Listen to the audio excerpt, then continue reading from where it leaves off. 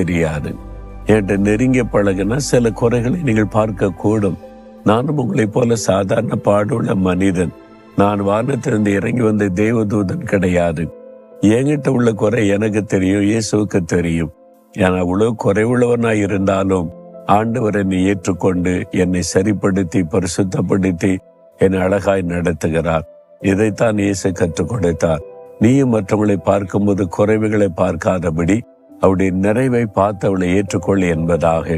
அதே மாதிரி தான் இயேசுவின் சுபாவம் நமக்குள்ள வேண்டுன்னு கேட்குறீங்களா?